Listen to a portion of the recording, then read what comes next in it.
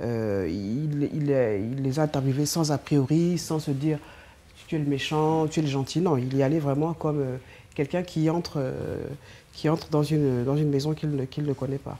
Mais c'est vrai que c'est l'un des documents, des passages dans le document qui fait froid dans le dos quand on dit qu'en fait c'est les dirigeants de Elf en fait, qui décidaient de qui allait être au pouvoir. Quand on voit ce qui s'est passé au passage de pouvoir entre Sassou Nguesso et Lissouba, c'est bien révélateur de comment Elf décidait.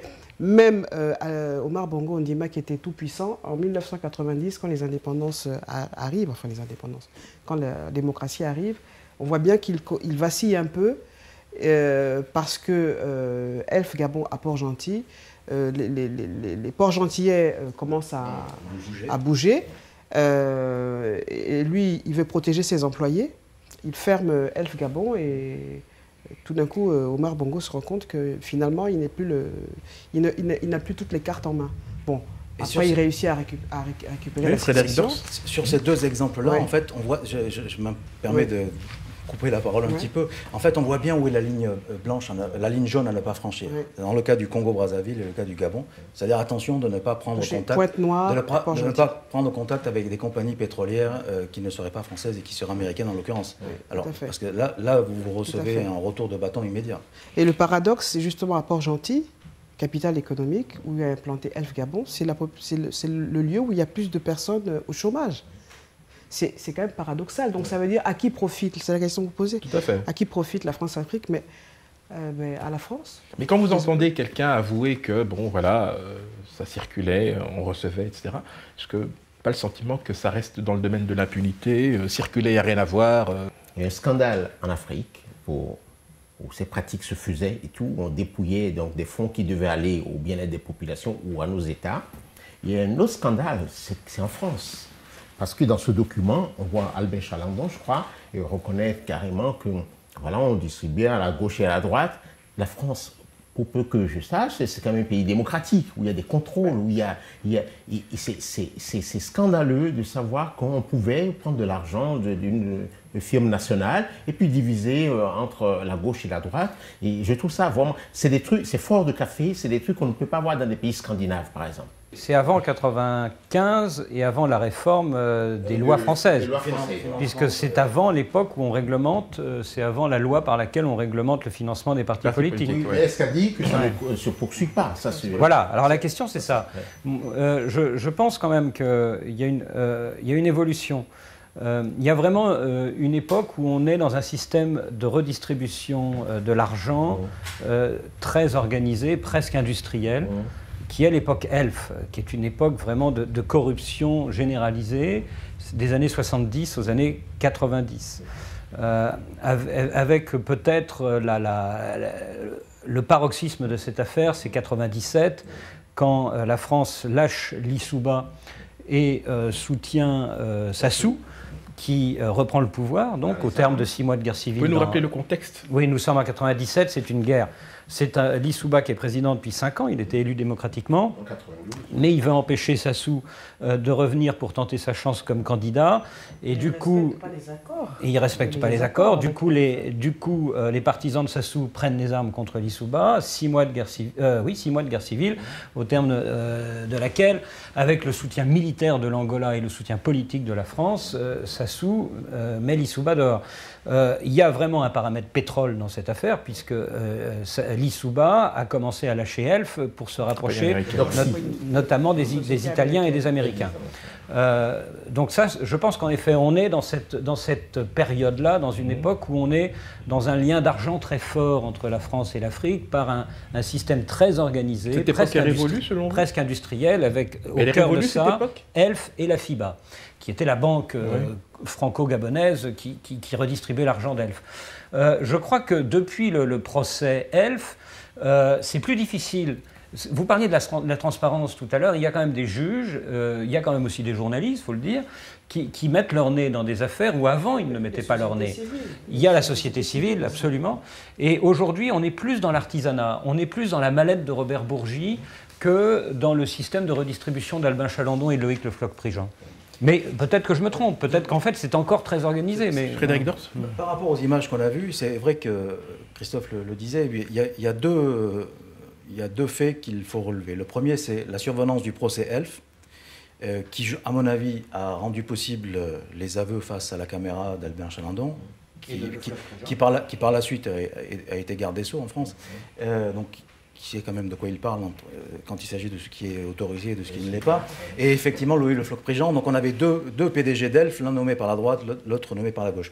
Donc le procès Elf a libéré un peu la parole. Et pourquoi? Parce que tout de suite et concomitamment au procès Elf, on a modifié le mode de financement des partis politiques en France. Et donc on s'est à nouveau, c'est le génie français, on s'est à nouveau donné bonne conscience en disant mais non, maintenant tout ça, ça existait, c'est vrai, c'était institutionnalisé, ça nous a échappé, on n'a pas fait attention, mais maintenant que c'est sur la place publique, regardez, on a pris une batterie de dispositions législatives et réglementaires, c'est terminé. Le mal a quand même été fait. Non seulement le mal a été fait, mais le mal n'est pas terminé. Aux Africains, l'image de cette France, pays des droits de l'homme, qui a des valeurs, voilà, aux yeux des Africains, c'était fini. C'était fini son influence en Afrique. Mais c'est pas terminé. Et si l'on en croit les déclarations de Robert Bourgi, non seulement les mallettes, mais les valises, voire les cantines, continuent, ou les djembés, continuent à circuler. Et on est dans ce que j'évoquais tout à l'heure, ces réseaux occultes qui ne bénéficient pas à ceux, aux intérêts français au sens de l'État, mais à des intérêts particuliers. Alors, soit des partis, soit des personnes privées, soit des entreprises, etc. Et on s'aperçoit en fait que le système qui est occulte essaie de s'adapter. Alors, oui, Francis Capil. Ce que dit Frédéric est vrai, mais n'oublions pas que ne limitons pas la France-Afrique aux mallettes seulement. C'est vrai que c'est l'aspect le plus spectaculaire. Mais quand vous voyez des boîtes de conseil en images qui viennent de Paris et à coût de millions d'euros et qui d'ailleurs conduisent à la catastrophe leurs candidats, généralement, je vais parler d'Abdou Diouf en 2000 au Sénégal, de Laurent Gbagbo en Côte d'Ivoire et tout. Et souvent ces boîtes de communication viennent avec l'onction politique, avec des entrées politiques. Et ça, ça fait partie du scandale, avec des sondages bidons. Mais vous savez, c'est France-Afrique également. Mais pour revenir à la question, à qui profite la France-Afrique, est-ce que le paradoxe finalement de cette question, ce n'est pas de dire qu'au fond, l'Afrique, en tout cas les pays qui avaient vécu pendant de très longues années sous le joug du monopartisme, ont finalement accédé au multipartisme, et quelque part, ça a aussi décomplexé et libéré la parole dans ces pays-là. Oui, je suis d'accord avec vous, sauf que la démocratie, ce n'est pas le multipartisme. C'est un des aspects de la démocratie. Mais le reste est plus important que le multipartisme. Sinon, tout aussi important. Ce qu'il faut, c'est des contrôles. C'est que la société civile, que les citoyens prennent le contrôle de leur avenir. Vous savez, tous les pays d'Afrique quasiment ont adopté le multipartisme. Pour autant, est-ce qu'on peut dire que c'est des démocraties? Je ne crois pas. Vous voyez, il y a très peu d'alternants. Même les dinosaures, surtout en Afrique centrale, se sont habitués au multipartisme. Ils adorent le multipartisme, mais ils s'en servent à merveille. Ils l'ont instrumentalisé. Tout à fait. Eugénie Guiecki? Ce que j'aimerais dire, la question en fait qui doit sortir de tout ça, c'est est-ce qu'il ne faut pas revoir la façon dont la gouvernance finalement? Je pense que sur le plan mondial, c'est maintenant à ça qu'il faut aller. Est-ce qu'on a laissé aux élites africaines, aux citoyens africains, aux présidents africains le soin de construire eux-mêmes leur propre modèle de gouvernance? Je ne sais pas s'il faut dire démocratique, mais de gouvernance. Parce que cette démocratie française, occidentale, européenne, calquée en Afrique, on voit bien là où ça nous mène. Les citoyens africains ont bien compris que ce n'est pas forcément comme ça qu'il faut le faire. Je pense que les Africains aspirent vraiment à dire peut-être qu'il faut revenir à nos fondamentaux qu'on n'a pas éprouvés, puisque quand on est indépendant, enfin quand l'indépendance arrive, on fait du copier-coller à tous les niveaux, sur le plan juridique, sur le plan des mentalités, sur le plan de... Finalement, l'Afrique est un continent où tout est à construire, tout est à faire. Est-ce que la France est prête à nous accompagner, mais d'égal à égal? Et je pense que ça la France va en sortir gagnante, parce que de toutes les manières, dans ce siècle-là, avec la globalisation, la mondialisation, on voit bien que maintenant l'Europe n'est plus aussi forte que cela. Nous verrons dans avec la dernière partie de notre grecque, débat. On voit bien que maintenant, avec le mouvement des indignés, on se rend bien compte que maintenant les citoyens à travers la planète, et c'est plus propre au continent africain, aspirent à une autre façon de gouverner. Donc je pense que c'est la question principale qu'il faut se poser.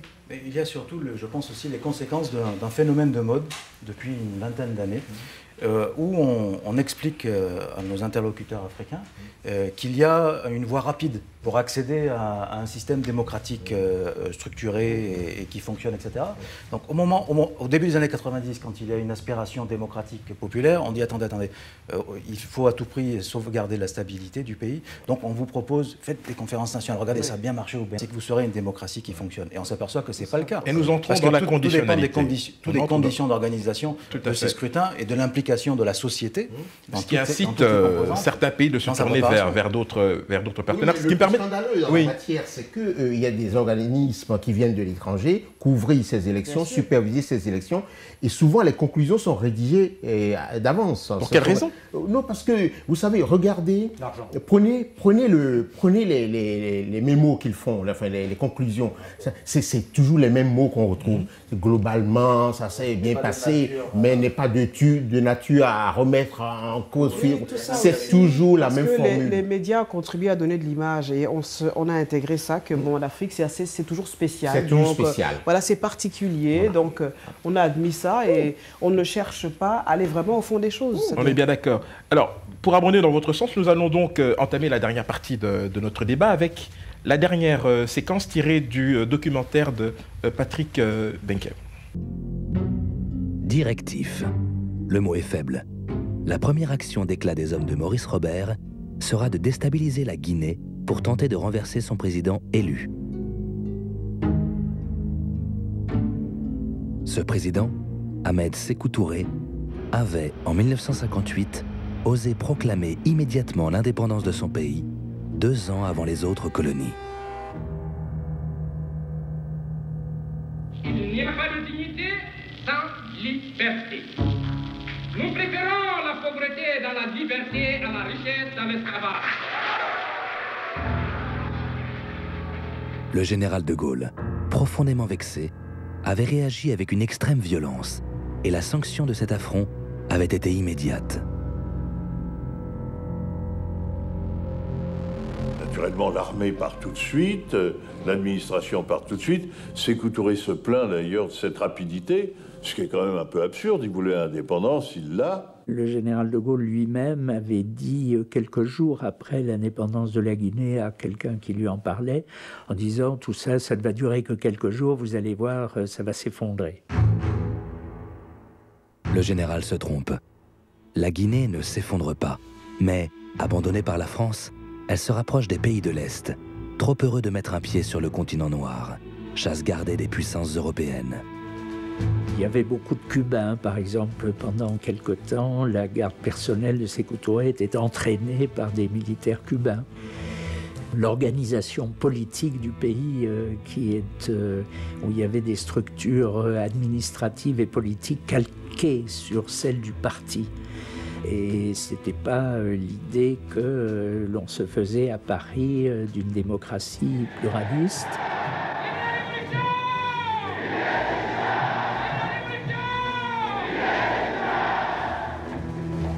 Face à ce qu'elle considère comme un défi, une provocation, la France va réagir. Car en ses débuts de guerre froide, face à l'expansionnisme soviétique, elle a été investie par les États-Unis du rôle de gendarme sur le continent noir. Elle est libre d'y faire régner l'ordre occidental par tous les moyens, dans le silence complice des autres nations.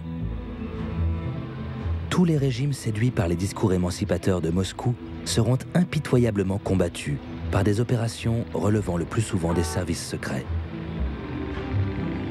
Pour déstabiliser la Guinée, Maurice Robert va se faire faux-monnayeur. Contrairement aux autres anciennes colonies qui avaient accepté d'avoir une monnaie commune, le franc CFA, la Guinée faisait cavalier seul. Chers téléspectateurs, nous abordons la dernière partie de notre débat du jour consacré à la France-Afrique. Alors, chers confrères, au regard de ce que nous venons de voir, finalement, les intimidations, les menaces, les déstabilisations, ne faisaient-ils pas partie du dispositif ou de l'arsenal de la France-Afrique? Frédéric Dors? Je pense que la question qui se pose quand on vient de voir cet extrait, c'est peut-on dire non à la France? Et qu'arrive-t-il aux chefs d'État ou aux États qui disent non, qui osent dire non? Parce que là, on a bien vu, Sékou Touré et la Guinée font des choix. Ils peuvent se tromper. Mais à partir du moment où ces choix ne vont pas dans le sens de ce que souhaite la France, il y a des réactions. Ce qui amène une autre question. Il y a des réactions immédiates. Y a-t-il une alternative finalement à la France-Afrique? Oui, moi je voudrais compléter sur ce point-là. C'est que si on regarde depuis la fin des années 50 jusqu'à aujourd'hui, sur le continent africain, les États ou les chefs d'État qui ont dit non à la France, d'abord on n'aura pas besoin de beaucoup de doigts de la main pour les compter. Et puis quand on verra ce qui leur est arrivé sur le plan politique ou sur le plan physique ou sur le plan personnel, on va s'apercevoir qu'il y a un certain nombre de mesures radicales qui ont été lancées et qui ont été mises en œuvre. Donc pour revenir à la question que vous posiez, est-ce qu'on peut dire non à la France? Il faut en tenir compte. Alors aujourd'hui, c'est vrai que le contexte géopolitique et géostratégique est en train de changer. Donc là, on a vu, on était dans les années 50, les années 60, etc. Effectivement, le contexte international est radicalement différent. Il y a peut-être plus de latitude et moins d'impératifs ou de voies étroites à suivre pour des États africains, qui, comme le disait un peu plus tôt dans notre débat Francis, l'Afrique constitue en quelque sorte la dernière frontière sur le plan économique. Et donc elle est très courtisée. Et on s'aperçoit que de nouveaux acteurs et de nouvelles puissances émergentes sont de plus en plus présentes sur le continent africain. Alors peut-être que ça va offrir un éventail un petit peu plus large aux populations, aux États et aux chefs d'État africains pour essayer de défendre les intérêts de leur pays et de leur population. Christophe Bouvier? Oui, alors, pour compléter, peut-être, la France-Afrique d'aujourd'hui, la grande différence, je crois, avec la France-Afrique d'il y a 50 ans, de l'époque de cet extrait, c'est que la France n'est plus le seul acteur. La France n'est qu'un acteur parmi d'autres. Elle est non seulement un acteur parmi d'autres pays extra-africains, les fameux pays émergents que sont la Chine, l'Inde, le Brésil, mais elle est aussi un acteur parmi d'autres acteurs africains. L'Afrique du Sud et le Nigeria, c'est-à-dire que, et l'Angola, par exemple, on parlait tout à l'heure de la chute de l'Issouba, le principal acteur militaire, c'est l'Angola. La chute de Mobutu, le principal acteur militaire, c'est le Rwanda, etc. La chute de Gbagbo, l'un des principaux acteurs, c'est le Nigeria qui pousse la CEDEAO et qui permet donc ensuite à l'UA et à l'ONU de couvrir l'opération militaire française. Donc on a aujourd'hui une sorte de jeu assez subtil entre les acteurs extra-africains et les acteurs africains sur les théâtres d'opérations africains. Le contre-exemple, c'est la Libye. Le contre-exemple, c'est la Libye, c'est-à-dire que sur la chute de Kadhafi, on a vraiment les principaux acteurs sont extra-africains, d'où la lettre ouverte de Thabo Mbeki signée au mois d'août avec 150 autres intellectuels sud-africains contre le retour de l'impérialisme en Afrique. Mais comme dit Achille Bembe, c'est peut-être parce qu'il n'y a pas encore aujourd'hui sur le continent africain une grande puissance capable de faire contrepoids à la France, aux États-Unis, à la Chine. Il y a cette rivalité entre Lagos, entre Abuja et Pretoria qui permet, il y a deux moyennes puissances, il n'y a pas une grande puissance, ce qui permet encore à des pays extra-africains d'intervenir sur le continent. Mais est-ce que, vous parliez de Gbagbo tout à l'heure, est-ce que vous pensez qu'il serait pertinent de faire un parallèle entre l'attitude de Sékou Touré en 1958, par exemple, et celle de Gbagbo en 2011, vis-à-vis de la France? À cette différence près que, d'abord, vous avez une élection démocratique qui se tient, on en parlait tout à l'heure, entre octobre et novembre, avec un vainqueur par 54% des voix, c'est Ouattara. Et ensuite, vous avez cette pression africaine, ça vient de l'Afrique, c'est-à-dire que vous avez une commission ad hoc qui est nommée par l'Union africaine, fin janvier, y compris avec l'un des principaux collaborateurs de Jacob Zuma, qui travaille pendant 1 mois et demi sur le dossier ivoirien et qui conclut début mars à la victoire de Ouattara. C'est à ce moment-là d'ailleurs que Ouattara et, comment s'appelle-t-il, le président du FPI, Francis, le président du Front populaire ivoirien, Afin Guessan, se rendent tous les deux à Addis Abeba pour écouter l'Union africaine annoncer que c'est Ouattara qui a gagné. Et ce n'est qu'après cela, c'est-à-dire après ce basculement politique de l'Union africaine en faveur de Ouattara, que l'ONU, les casques bleus et la France interviennent militairement. Il y a une différence, parce que Christophe en a énuméré 2. Il y a une troisième différence, c'est que Sékou Touré a tout refusé au nom de sa souveraineté nationale aux Français. Gbagbo, pourtant que je sache, a tout donné aux Français. Presque tout. Sauf sa souveraineté. Mais au niveau des marchés, au niveau de la construction du pont, de tout, il a tout donné. Il a été naïf. Il a donné des gages. À la différence aussi quand même qu'il disait aux Ivoiriens que lui, voilà, c'était pour le peuple ivoirien qui se battait. Donc, alors qu'en Souma, il continuait toujours à travailler pour les Français. Ouais, c'était même ça la différence. C'était au grand jour qu'il donnait aux Français. Il n'y a pas plus francophile que Gbagbo. Et tout, il a tout donné. Moi, ce que ça m'inspire... Il souffrait d'un péché originel, il n'était pas de la famille, de la grande famille, et il n'aurait pas dû accéder au pouvoir aux yeux de la France. Donc, il a toujours été suspect. Parce que c'est vrai que ce que vient de dire Francis, c'est la réalité. De grands contrats, très rémunérateurs, ont été octroyés à des entreprises françaises, parfois de gré à gré. Et ça n'a pas suffi à se ménager un certain soutien ou un appui feutré.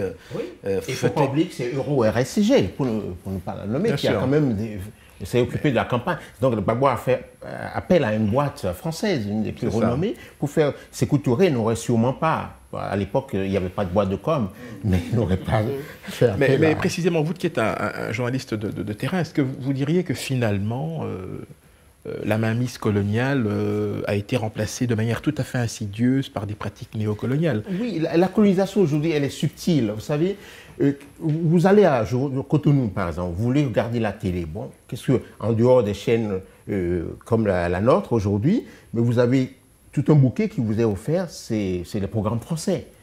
Même le présentateur de certains de nos télévisions nationales, vous savez, quand il fait le lancement sur l'Afghanistan ou sur la Libye, le reportage qui passe, c'est un reportage français, avec lequel il n'est pas sûr que la diplomatie locale, la diplomatie nationale, parce que le journaliste, c'est aussi ça, il faut avoir sa vision, son analyse, qui vous dit qu'à Cotonou, à Dakar, à Abidjan, à Brazzaville, on partage cette vision de France 2 ou d'autres. Vous savez, on est complètement... Vous chassez le colon, comme je vous disais tout à l'heure, par la porte, il revient par les airs, par les satellites, par les ports, c'est ça la nouvelle donne. C'est qu'à peu de frais, on est là, c'est tout bénef. J'ai une idée. Moi, ce que cet extrême m'inspire, c'est que... Qui est-ce qui décide que ces chefs d'État, parce qu'ils avaient quand même un certain charisme, Sékou Touré, Mobutu, Bongo, Houphouët-Boigny, ils avaient du charisme. À quel moment ils deviennent dictateurs? Pour le cas de Sékou Touré, il devient dictateur dès l'instant où il fait comme il le veut. Tous ces chefs d'État... Et qui résistent en fait. Tous ces chefs d'État, quand ils arrivent aux commandes de leur pays, ils veulent vraiment que leur pays se développe. Ils veulent vraiment être indépendants. Mais... si on te met le couteau sous la gorge en te disant, écoute, tu marches avec nous ou tu crèves, après on devient suspicieux, on devient mégalo et puis on se transforme en monstre pour son propre peuple. Donc je pense qu'ils n'avaient pas forcément tout à fait le champ libre, ces gens-là. Moi, si j'ai une espèce de... Enfin, je suis quand même toujours indigné. Le général de Gaulle est adulé par des millions d'Africains, mais finalement c'est un homme comme les autres. Parce qu'on a osé lui dire non. Voilà, il estime qu'il faut aller envoyer des billets d'argent, faire distribuer de la fausse monnaie. Parce qu'un autre homme comme toi, qui a les mêmes intérêts finalement, Francis, tu le disais tout à l'heure, la France a ses intérêts, mais la Guinée aussi a ses intérêts. Donc parce que tu as dit non, parce que tu veux vraiment l'indépendance de ton pays, eh bien, un homme qui est le plus fort, dans un contexte spécial, va décider qu'il va ruiner ton pays. Le jeu est parfois subtil. C'est pas aussi... parfois, moi j'ai rencontré le président Bongo ou quelques chefs d'État africains. Dans des conversations à deux en aparté, ils arrivent à vous expliquer que, par exemple, Bongo, il disait, moi ce que je fais, ma politique, c'est je fais en sorte à ne rien devoir à ces gens-là et que ce soit eux qui me doivent. Il y a un peu de cynisme dans la réflexion. Le président Houphouët-Boigny, qui n'est pas un grand révolutionnaire, que nous autres avons combattu, parce qu'on estimait que c'était le suppôt de l'impérialisme international, comme on dit dans certains pays, mais c'était plus subtil, parce que d'un côté, sur la place publique, il disait, bon, il faut un dialogue avec l'Afrique du Sud, avec de l'apartheid. Mais en sous-main, moi je le sais maintenant, j'étais en Afrique du Sud au moment de l'élection de Mandela, j'ai travaillé là-bas, et en fait, il envoyait de l'argent pour acheter des armes. Les choses sont d'une complexité. En même temps, c'est vrai que s'il le disait ouvertement, il risquait. Et sur la place publique, il dit dialogue, la politique de dialogue. Il envoie Laurent Donafologo là-bas comme ambassadeur. En même temps, la nuit, il envoyait de l'action. Et moi, Amara ici, qui fut longtemps ministre des Affaires étrangères, me l'a confirmé. Houphouët envoyait de l'argent dans les maquis de l'ANC pour les armées. Donc les choses parfois sont complexes. Et celui qui est dominé n'est pas toujours le jouet, une poupée. Pour revenir à la question justement, donc cette fameuse alternative, si tant est qu'elle existe, hein, donc à la France-Afrique, est-ce qu'elle pourrait avoir les traits de la Chine ou d'un pays émergent qui viendrait s'accaparer éventuellement les ressources dans les pays africains? Enfin, comment vous voyez la chose? Est-ce que finalement les Africains gagnent au change ou pas? C'est bizarre, mais on parle de l'Afrique et c'est toujours la France qui vient s'installer, les autres puissances qui viennent s'installer, mais jamais on parle de l'Afrique qui commence à quand même 5% de croissance, même si on n'en voit pas les résultats au niveau des populations, il faut quand même le dire. Pourquoi on ne dit pas un jour, on va pas dire un jour, l'Afrique va être une grande puissance? C'est la puissance émergente. Elle n'est pas divisée en ce moment. Même si elle est divisée, il n'y a pas de problème. Les efforts de Kadhafi, de son vivant, de fédérer autour des États-Unis d'Afrique, et ce n'était pas finalement pour abonder dans le sens de génie, je suis désolé, des fois je suis d'accord, mais des fois je ne suis pas d'accord. On est là pour être d'accord ou pas d'accord de temps en temps. Je pense que le mot France-Afrique, ça sous-entend que l'Afrique n'est pas maîtresse de son destin. Elle l'est quand même, elle l'est de plus en plus. Alors, c'est pas toujours simple. Regardez comment le Nigeria a géré le conflit au Libéria, par exemple, avec ce fameux corps expéditionnaire qui finalement a échoué. Ça n'a pas empêché Taylor de devenir président. Regardez la Côte d'Ivoire, ça n'a pas été facile, parce que finalement, ce sont des soldats étrangers à l'Afrique qui ont eu le dernier mot et qui se sont emparés de la résidence de Laurent Gbagbo à Cocody. Mais malgré tout, l'Afrique commence à prendre vraiment les choses en main, et on sent que désormais, s'il n'y a plus le feu vert, soit d'une organisation sous-régionale, soit d'un gros pays, d'un poids lourd, les pays extérieurs, encore une fois à l'exception du cas libyen, les pays extérieurs ne peuvent plus intervenir en Afrique. On est d'accord. Oui, Francis Pachinde, oui. On est d'accord. Je pense que la Chine est la bienvenue. Comme les autres, comme la Turquie, comme le Brésil, l'Inde, il n'y a pas de problème. Là n'est pas le problème. Le problème, c'est la défense des intérêts. Chacun défend.